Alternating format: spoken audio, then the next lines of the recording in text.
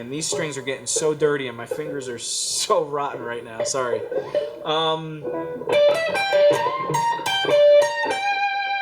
Then he goes up here to the 20th fret and bends up a whole step. So he bends the 20th fret up a whole step, then the 18th fret a whole step. Actually, it might be a half step. And that would actually be, again, that minor third to the major third. So he bent up from the 4th to the 5th again, then the minor third to the major third, and then the root note. This is all on the E string. So 20th fret, 18, 15, bending the first two. Whole step on the first one, half step on the next one. So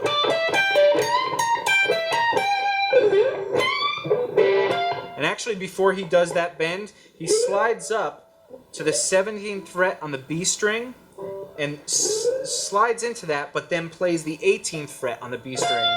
So the whole thing is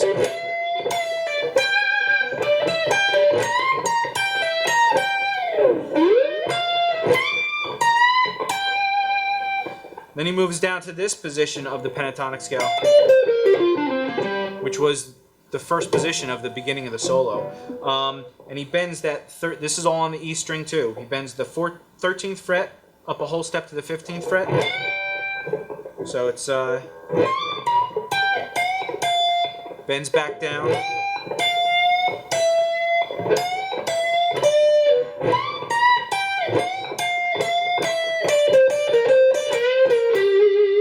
So he bends that up a whole step. Then the 12th fret a half step.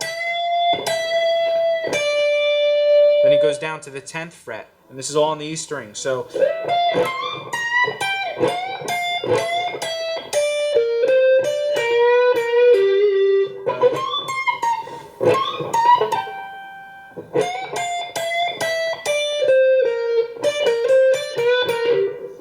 I got mixed up on what he was actually playing there. So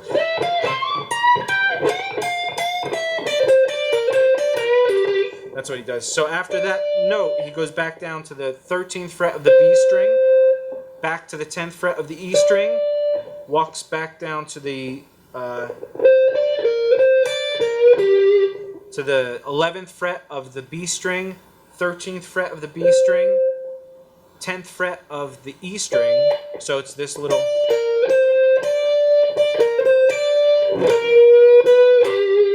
And then he bends that minor third to a major third again on the 11th fret, back down to the 12th fret of the G string. So that whole thing is.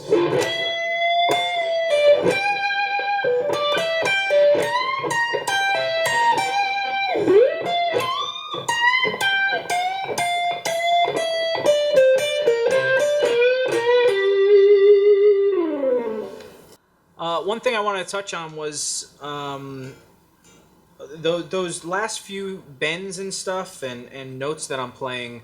I'm picking a lot of them with my middle finger, and to me, lately I've been going through a thing where I don't like the sound of a pick, but I'm not fluent enough to play just with fingers. I do a lot of chicken picking and maybe other fingers. Once in a while I'll remove the pick and I'll play like this. But I just like the tone of the fingers. I'm starting to get annoyed, and again, maybe I'm just being too picky. I know a lot of players kind of get into this eventually, but I don't like the sound. Every time I go to hit a note, I hear... You hear that scraping? Every time you go to touch a note, right before you do, there's this. And you just can't avoid it. It's plastic. You're going to get that tone out of it. And I've gone through a few different kind of picks. Right now I'm using a Jazz 3. It's okay.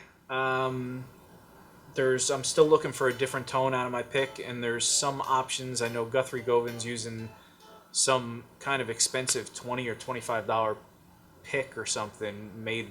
It's not turtle shell, but it's kind of like that or something. I guess turtle shell's illegal. I don't know. Poor turtles. But I was using a Dunlop pick for a while. I used to use Fender picks, the celluloid, I think they are, or I don't know what. I should know the details, I guess. And I liked those for a while, but then I started, I don't know, there was something about it I didn't, and I started venturing out. And I got the Dunlop, they're grittier picks, I don't know, Gator picks maybe.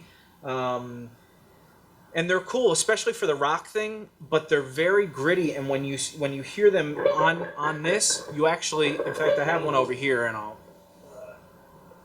you can actually hear the difference between that and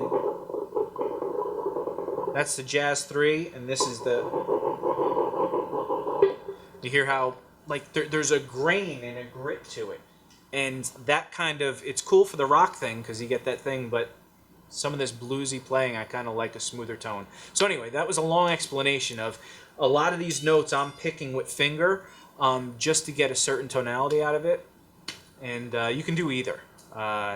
But maybe if you've never thought about doing those kind of things, you might want to start trying and experimenting different with picks and actually listening to the tone that you get from them.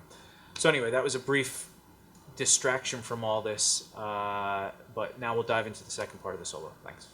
Okay, guys, so the second solo of this song, basically, it starts out and goes up a whole step. So it's grooving on this G,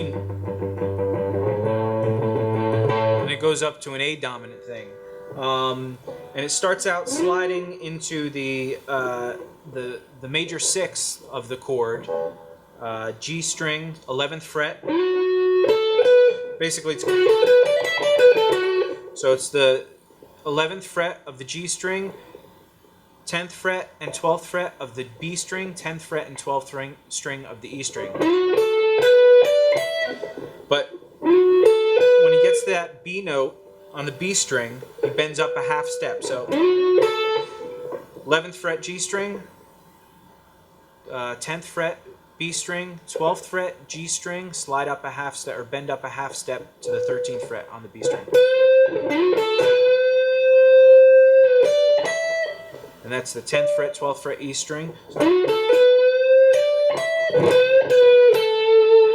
And then again, that's back down to the B string, bending up from the 12 to the 13th, back down to the 12 to the 10.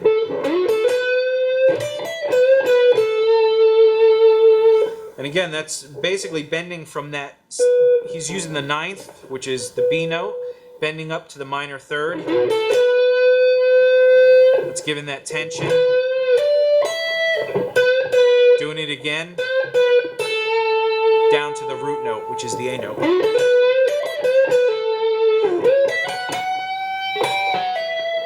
And again, he's going from the 7th, bending up from the major 6th, again, to that 7th. Then he's just doing A notes, an octave. So that's sliding up to the 14th fret on the B string, 12th fret on the E string, 14th fret E string, bend up a half step to 15, bend back down to the 14th fret, and then pull off to the 12th fret, and then 15th or 17th fret E string, skip a string to the G string, and play the 14th fret of the G string. And that's where you get that octave. So.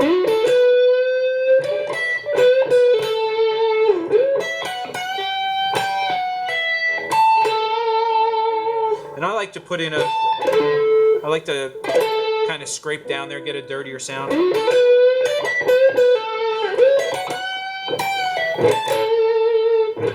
can either do it up into that first note, slide back down.